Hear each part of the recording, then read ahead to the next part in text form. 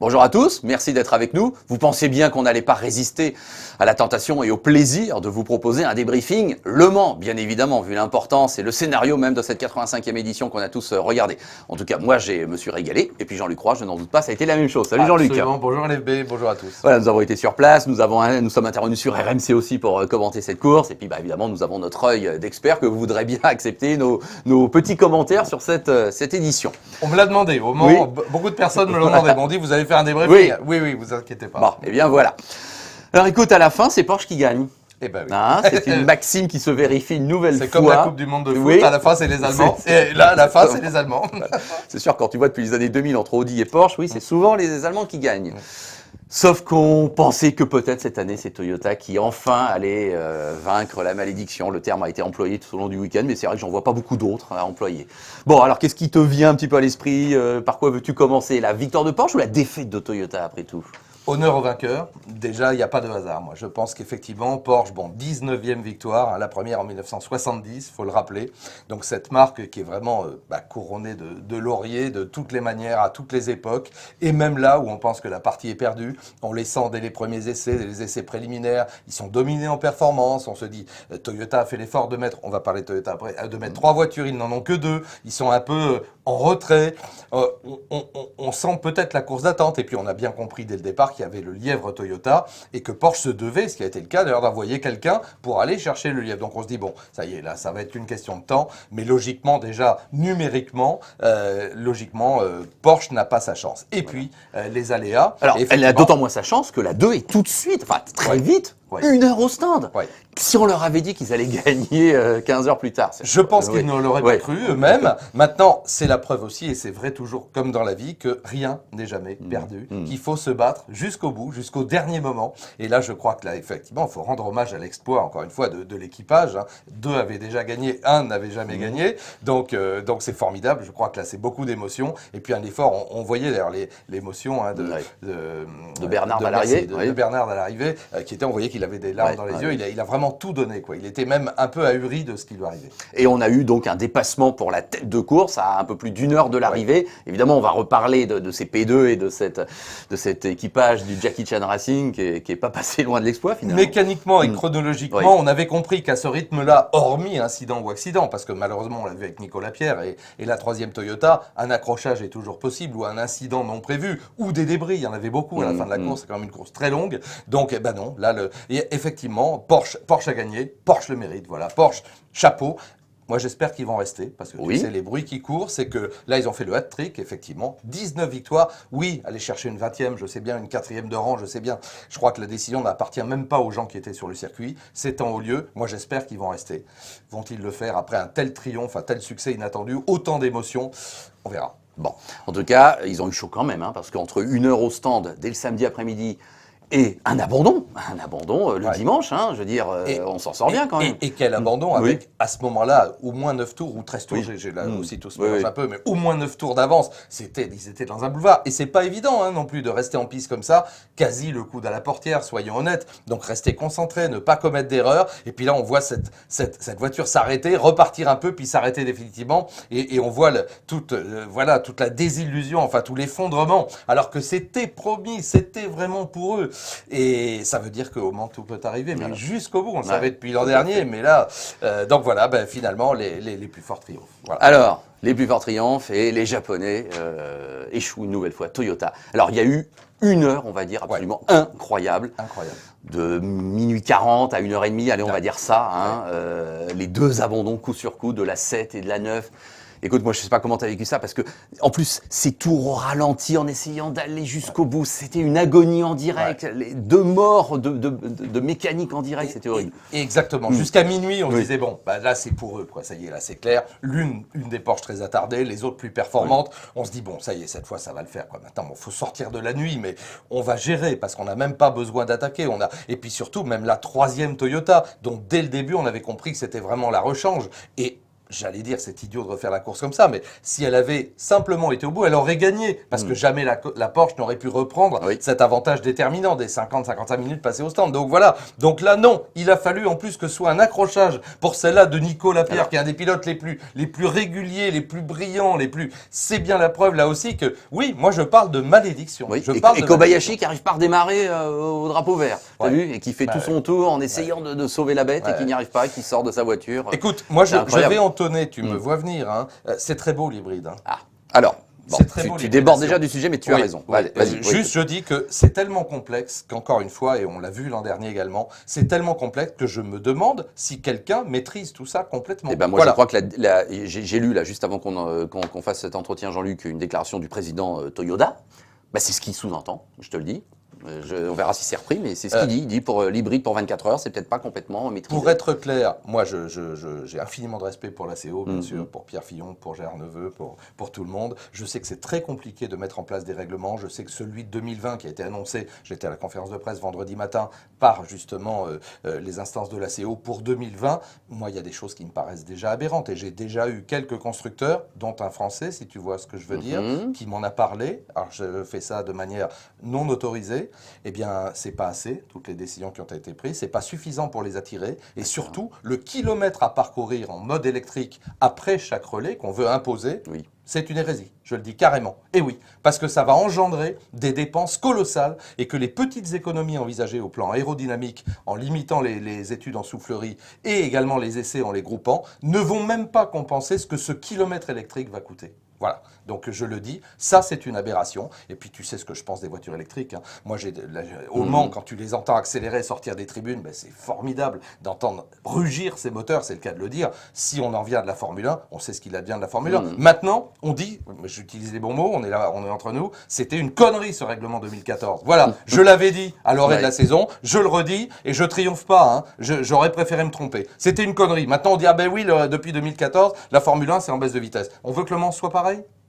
Bon, donc tu es en train de nous dire, pour conclure, que là, on est quand même arrivé à une sorte de croisée des chemins où on a été trop loin dans un sens et que l'avenir n'est pas si rose que ça. Oui. Eh ben, écoute, il n'y a plus que deux constructeurs, peut-être un et peut-être pas du tout, parce que va savoir quelle va être la réflexion des gens de chez Toyota aussi, qui sont humiliés là profondément et qui disent bon, on n'y arrivera jamais, parce que là, s'ils ne sont pas arrivés cette année, ils n'y arriveront.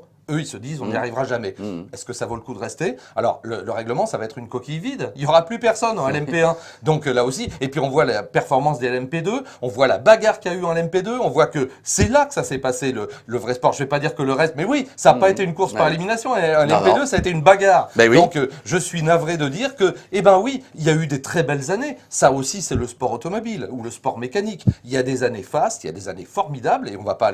Et le règlement, j'ai été le premier à dire qu'il est. Mais il faut évoluer, il faut comprendre, il faut écouter, avec des budgets qu'on annonce pudiquement à 100 millions aujourd'hui, plutôt à 2 ou 300. Voilà. Hein, dans la coulisse, on te dit, c'est plutôt des budgets de 200-300 millions. C'est énormément d'argent. Ce sont des budgets de Formule 1, pour être clair. Or, il y a moitié moins de courses, et il n'y en a qu'une qui a des résonances médiatiques, à part Motorsport TV, qui est là toute l'année, hein, et je le dis, et j'en suis très fier. Nous, on n'a pas droit au Mans, mais toute l'année, on est là. Hein. Vous avez toutes les courses en direct intégralement chez nous. Voilà, ben, c'est tout. Donc, il y a un moment, il y a un problème, un rapport entre ce que les constructeurs sont amenés à investir, sont obligés d'investir, et les retombées qu'on en attend. Tout à fait. 4 abandons sur 6 voitures en P1, 4 abandons sur 25 en P2. Donc cette catégorie P2 a très très bien tenu. Et on a failli même alors assister à une surprise incroyable, qui nous aurait dit là aussi que ce jeune Français Thomas Laurent, 19 ans, l'incontestable révélation de la semaine, serait en tête à 1h20 de l'arrivée. Même si ça revenait derrière, il était, qu'on le veuille ou non, en tête. Écoute, tu sais, pareil, moi j'étais enthousiasmé aussi, puis en plus le garçon a la tête sur les épaules, il est brillant, il est intelligent. Je veux pas trop en faire avec lui, faut pas le brûler, faut pas le brûler, faut pas le cramer. Là, il doit plus savoir où il en est aujourd'hui, il se rend compte qu'il a failli gagner Le Mans, qu'il termine sur le podium, etc. Bon, moi, je vais presque oser dire, je suis heureux qu'il n'ait pas gagné, ça aurait été trop. Voilà. Ça aurait été trop, et je pense qu'il va très bien comprendre ce que je veux dire, et j'espère que vous allez le comprendre aussi. Non pas que je ne voulais pas qu'il gagne, au contraire, mais bah, tu sais, c'est pareil, c'est un métier. Alors, il est intelligent, c'est clair qu'il va intéresser tout le monde avec un tel talent tout de suite, etc. Une telle personnalité, parce qu'au-delà de ça, on sent bien que c'est un garçon intelligent, posé. Oui, il mérite le meilleur, mais écoute, ça doit être un apprentissage aussi. Bon, en tout cas, bravo à cette équipe Jackie Chan. Génial. Au-delà de la notoriété de son propriétaire, Ce qui rajoute une petite touche un peu sympa. sûr, Alors c'est là, rigolo. c'est dommage qu'il n'ait pas été là. Oui, hein. oui, Alors là, il était au franchement, téléphone, oui, t'as oui, pu oui, arriver bon. et tout, mais oui, c'est Voilà. dommage. Bon, Ouais. mais ils sont tous les deux sur le podium. Et puis, Ouais. bah, effectivement, Tung, Laurent, Jarvis gagnent bien la catégorie P2. Mais alors, est-ce que tu fais partie de ceux qui, parce que Henri Pescarolo nous l'a dit en direct sur RMC, une P2, ça doit pas gagner Le Mans à la base. C'est les P1 qui gagnent. Et puis Mais les oui, P2, hein, mais rends-toi compte, oui. l'investissement d'ailleurs, c'est capé, comme tu sais. Donc le prix de la machine, le châssis en tout cas, c'est moins de 500 000 euros. Donc moins de 500 000 euros. Donc la saison au total, oui, c'est 3 millions d'euros à peu près, et certainement moins pour des équipes encore plus modestes, c'est peut-être 2,5 millions avec les déplacements sur l'ensemble de la saison du championnat du monde, etc. Et là, de l'autre côté, on vient de parler de centaines de millions d'euros, et pour le grand public, bah, ça fonctionne pareil, parce que les autres cassent. Donc là aussi, c'est un peu comme dans d'autres disciplines, si tu vois ce que je veux dire. Je préfère parler de discipline que de championnat électrique, par exemple, où on essaie de te démontrer que non, c'est super bien, mais non, c'est pas super bien. On s'arrête au milieu de la course, on change de bagnole, on recharge avec des groupes électrogènes qu'on amène qui marchent à la vapeur. Enfin bon, voilà. Donc là, c'est pareil. On essaie de te dire l'hybride, et moi je le pense, c'est génial, sauf que ça tient pas 24 heures, que c'est une course par élimination, et que quand on reprend les bons vieux V8, 4 litres 2, machin, même à 600 chevaux, bah, ça marche super. Ça, oui, les moteurs Gibson, ça marche très bien. Et la bataille de châssis qu'on a aussi. Oui, voilà. Alors c'est quand même Oreca qui la gagne assez largement. Ah oui, largement. Ça, c'est une tendance qu'on avait vue dès les essais. Il n'y avait pas photo, mais le fait est que c'est bien prouvé. Dommage pour Alpine qui perd un podium en toute fin de course. Hein. On aurait bien aimé voir Alpine sur le podium. C'est vrai que c'était pas mal. Hein. Bon, juste terminer 4e, c'est la place la plus frustrante, comme on dit toujours, aux portes du podium. Mais effectivement, il faut rendre hommage à Oreca qui avait un package aéro formidable. J'ai discuté avec Hugues de Schonac, j'ai discuté avec Jacques Nicolet qui était un peu contre. Bah, ils se sont loupés, il l'a dit, ils se sont loupés sur le package aéro pour le moment. Ça arrive. La catégorie GTE Pro, formidable, comme d'habitude, avec là une décision qui se fait dans le dernier tour, en tout cas l'amorce du dernier tour. Hein. Ils étaient dans la même seconde, la Corvette de Jordan Taylor et l'Aston Martin. Écoute, c'est génial, parce qu'en plus, là, c'est des marques différentes. Tout le monde a eu son tour. Hein. Il y a eu les Ford, les Ferrari, bon, la bataille ultime dont tu parles avec la Corvette et l'Aston, et puis la pression formidable qui a été maintenue. Et puis, à un moment, bah, dans la deuxième chicane, on se rate avec la Corvette, malheureusement, et Jordan Taylor, effectivement. Et après, on sait que c'est foutu, parce qu'on sait qu'il a pourri ses pneus, on sait qu'il a sûrement des gravillons dans les freins, on sait qu'il n'a pas le même rendement. Et puis voilà, il y a même ce contact, mais qui est un contact viril mais correct, je dirais aussi. Parce que là, on cherche pas, hein, normal, on tente un freinage du côté de l'Aston, ça passe, mais on sait que ça va aller trop loin. Et puis à la reprise à harnage, bon, ce petit contact. Mais ça, c'est du sport, voilà, ça j'aime bien, je crois que tout le monde a bien aimé. Bon, bah en tout cas, Ford ne gagne pas 50 ans après cette victoire mythique de 67, même s'il y avait déjà eu 66. Bon, l'an dernier, ça avait été fait. Là, les Ford, c'est vrai, je les ai quand même trouvés un petit peu vraiment dedans, quoi. Oui, et finalement, ils n'ont pas tant masqué que ça, avec la fameuse BOP, hein, la fameuse Balance of Performance, dont on sait que tout le monde joue un petit peu avec. Écoute, on a évoqué cette victoire du Mans au dîner des pilotes des 24 heures, tu sais, auquel je suis très fier d'appartenir. Ancien concurrent, mesdames et messieurs, et de donc, participation. Qui se tient chaque année, donc à l'intérieur, à Mulsanne, et on y revoit, il y avait Sir Derek Bell qui était là, donc tu vois, on a plaisir à côtoyer vraiment des légendes du Mans. Et on a parlé évidemment de AJ Foyt et de Dan Gurney qui malheureusement pour des raisons de santé. Alors en fait AJ Foyt était venu. Bah oui, c'est ce que j'ai cru comprendre. Il était venu le vendredi, mais là il n'était pas présent au dîner. Ah oui, il est reparti. Ou alors il était fatigué. Bon d'accord. Mais bon, on a parlé de cette Gérard Larousse qui est le président du club des pilotes. Effectivement, nous a expliqué tout ça. Non, mais c'est vrai que c'est beaucoup d'émotions à chaque fois. En plus dans le contexte, c'est quand même exceptionnel. Voilà. Et puis pour être honnête, on va signaler que c'est bien une Ferrari qui a gagné en GTE AM avec l'équipe anglaise JMW Motorsport, Smith, Stevens et Vanthoor. Bravo à eux. Bon, est-ce que tu as envie de dire un mot final entre l'affluence, entre les slow zones? Enfin, je sais pas, est-ce qu'il y a des petits éléments où tu voudrais un peu dire déjà quand même un message d'optimisme une nouvelle fois, parce que Le Mans, c'est Le Mans. Et là aussi, rien ne pourra l'enlever. 258 500 spectateurs, c'est ce qu'on nous a annoncé du côté de la CO. Et on y croit, il y avait du monde partout. Donc c'est une grande fête, non seulement de l'automobile, non seulement de la course automobile, mais c'est une grande fête populaire avec évidemment la fête foraine que l'on connaît, avec les concerts, avec etc. Je pense qu'il y a plein de raisons d'aller au Mans. En plus, il a fait un temps formidable, une chaleur écrasante. Bon, 60 voitures au départ, effectivement. Bon, alors là, il y a ce problème, on vient d'en parler, de réglementation, peut-être pour LMP. Hein. Je pense qu'il y aura des modifications d'ici 2020, à mon sens, il y aura des modifications. Il faut que les constructeurs soient là, c'est important. Et effectivement, à la limite, il ne faut pas, j'adhère bien sûr à ce que tu disais à propos d'Henri, il ne faut pas qu'une LMP2 gagne, parce que ça désacralise un petit peu l'engagement des usines. Ou alors, il faut considérer que les usines n'ont plus leur place et ce serait très dommage. Donc il faut une catégorie pour les usines, mais avec des budgets on va dire raisonnable. Qu'est-ce que c'est raisonnable aujourd'hui? Plusieurs dizaines de millions d'euros, oui, mais pas des centaines de millions d'euros. Voilà. Alors après, avec un côté technologique, je sais bien que c'est très compliqué, mais peut-être limiter la valeur de l'hybridation. Tu vois ce que je veux dire? Parce qu'évidemment, là, quand tu mets 2 facteurs d'hybridation, bah, ça coûte beaucoup plus cher qu'un déjà. Et puis cette histoire j'y reviens, de 1 km électrique. Ça, c'est une erreur, me semble-t-il. Bon. Donc, je pense que ce sera peut-être revu. Enfin, on verra. En tout cas, un message d'optimisme. Voilà. Parce que Le Mans, c'est Le Mans. Et Oui. c'est toujours un grand bonheur de s'y rendre, comme tu le sais. Voilà, c'était donc le débrief pour cette 85e édition qui a vraiment fait l'actualité. Et puis c'est vrai qu'on se régale chaque année. Bon, bah on va pas s'arrêter de sitôt parce que dès la semaine prochaine, la Formule 1 reprend ses droits avec un Chase Carey. Tiens, tu as vu, qui a été convié à donner le Absolument. départ. Et Ça, c'est un signe. Oui, C'est oui. un signe intelligent de la part de la CO que de dire c'est lui pas le grand marshal, c'était Mark Webber. C'était un peu bizarre d'ailleurs parce que j'adore Mark Webber, mais qui est ambassadeur Porsche et pilote Porsche, grand marshal, toujours esqualité. Bon, mais il n'y a pas eu de problème, hein, mais c'est un petit peu bizarre.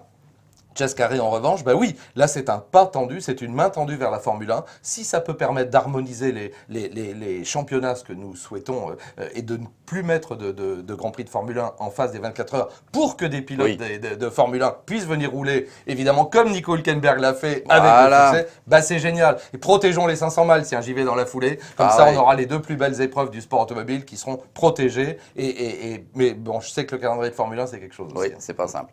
Bon, en tout cas, tout ça pour dire qu'on se retrouve la semaine prochaine pour le débriefing consacré au Grand Prix d'Azerbaïdjan ou d'Europe en fait, c'est plutôt c'est l'appellation Europe, oui, mais c'est en Azerbaïdjan. Et on espère que donc ce ne sera pas un Grand Prix low cost à Bakou. Bon, voilà. Bon, il l'a fait. Patrick Rivet sort de ce corps. Mesdames et messieurs, merci. Sous vos applaudissements, à bientôt. Salut Jean-Luc. Salut LFB, au revoir à tous. C'est la dernière fois, je vous promets, sinon moi je sors.